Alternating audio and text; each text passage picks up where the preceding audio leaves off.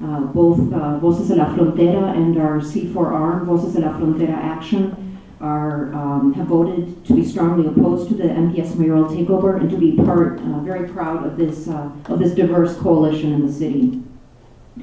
And basically, you know, I think our reason for doing that, our motivation, has been that we've had the opportunity to not, you know, in practice, to see how effective it has been to work with our board representatives. And I'd just like to mention specifically Director Blewett, Director Miller, and previously Director Morales, and as well as like having even new Director Voltner come down to the community, right, to see the programs that are there, to really be able to work with our elected school board members to really connect with the constituents, to address their issues and really leverage their voice with the administration when there's been, you know, the threat of closing ESL adult education programs. And that has been a very positive and helpful experience. And on the contrary, the experience working with the administration has been that the voice of the parents has not been respected, and that we've had to rely on our school board members to really give it the respect that it deserves. And we've had similar experience, sad to say, with the mayor's office, where in different instances we've had to leverage and lobby to be heard. And we are the organization that has organized the largest marches in this city, in this state, for many years now, since 2006. We're really ongoing. So, you know, if we have trouble getting our phone call answered, you know, what is that mom going to be doing if there isn't an elected school board to represent her and to reach out to? And I don't want to really repeat anything that everyone has already very eloquently and clearly stated, except to maybe to add one more point, which I think stands out in terms of the takeover, and that is that, you know, it isn't just about you know, taking away people's voting rights, that this would be, in my point of view, institutional racism, the way it's being in terms of who would be disenfranchised. But it's also about undermining the rights of working people because part of that definition is about taking away collective bargaining rights. And I know we have some representatives of teachers unions here, and I think, you know, we need to depend on our teachers as well, and we need to stand up for the rights of workers. It's also about economic justice in this city. So I guess just in closing, I just really want to say that, you know, to thank the school board members, President Bonds, I think you've done a fantastic role on this issue as spokesperson. And we look forward to working more closely with this school board in the years ahead and this coalition to address the deep problems and really to commend you for running and for and providing the good leadership that we have seen. Thank you.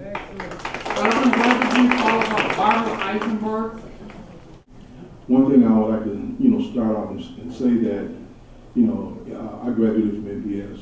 I graduated in 1967 from Rufus King High School. Before that, you know, some of the things I've heard and talked to different government officials, they were talking about how MPS at one time, you know, was good for the WASP people in Milwaukee. It was good for the Italians, Jewish, and Polish students. But now that the student population is now majority black and Latino, and a lot of those students are non-traditional students who constitute the majority. Now they want to come up with a plan in terms of trying to destroy MPS. You know, you have things like, to me, choice, the charter school movement. That needs to be, funds from the MPS need to be brought back to MPS and let them exist on the best way they can. I'm for no mayoral takeover in changing the governance for MPS. MPS School Board needs to stay the same. I'm for no gerrymandering of our votes, so that if you are elected, you won't have any really say so in the running of the school board. And one thing I would like to say too is that you know, the board has to be progressive, and you have to look at terms in a global outlook, because you have, so take for instance a country like China.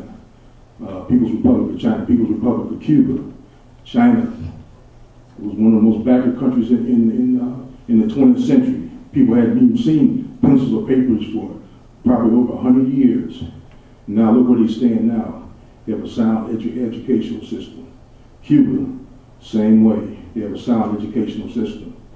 And it's so sound that Cuba now exports doctors all over the world. And no other Western country supposedly is so advanced or whatever, they're not even in that league with Cuba. Cuba exports doctors, to all, different parts of the world. Another thing I would like to say that we have to remember our history, because if we don't remember our history, we're bound to repeat it. We have places like Chicago, New York, New Jersey, Baltimore, Boston, Detroit, Cleveland, Washington, D.C., and L.A. And as of recently, I saw a thing on Pontiac, Michigan, because of the auto cutback in that particular city, and the devastation that it's had on the school system there. But they have made some serious changes. Kids are now coming out, at least I think, with 2 associate degrees, and they will have jobs waiting for them when they do graduate. And one other thing I'd like to say is, in reference to North Division was a health specialty school. It would have served a great purpose if it could be carried on the mission that it was set up for, but that was destroyed. So that needs to be reinstated. Thank you. Barbara Eisenberg provided us with, she doesn't support the... I won't be standing here before you long, just to say that, like Lamont had said earlier, I'm so proud of my community. I'm a former organizer with Acorn, and it was those years ago that I was one of the individuals out there fighting against the welfare reform. Of course, it needed to happen, but the W-2 program was crazy, and now we're dealing with the residue of that. And I see my community have risen to the occasion, and also vision and I know this is my vision, but God, He speaks to me and shows me things. We're gonna win this. I'm like, we're gonna win it. I'm like, the other issues that we're also addressing out there in the community. We got the public transit issue. We got the felons' right, their right to be restored.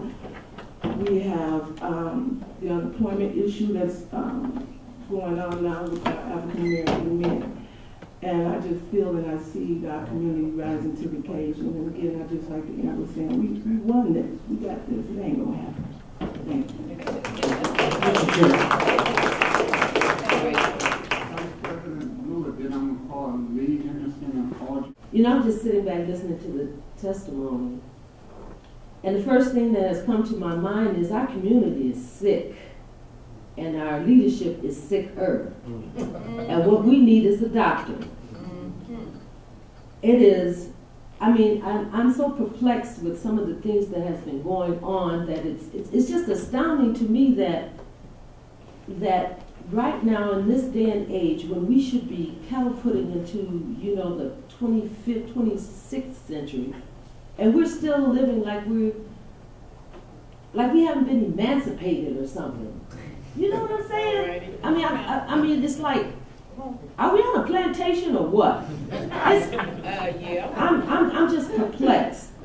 But I think that, with that being said, that all is not lost, because I know that we have some people who are do-or-diers, who want to see something develop here.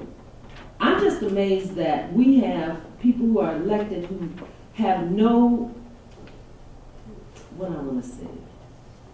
idea what it takes to build your community, to ensure that people have access to programs, to decent jobs. You can't have a community when a person can't be a part of that tax base because they don't have the money to buy a home.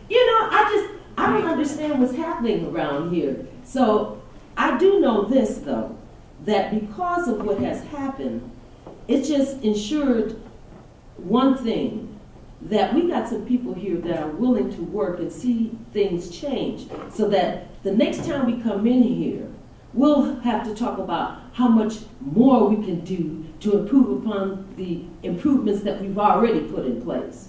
Thank you. All right.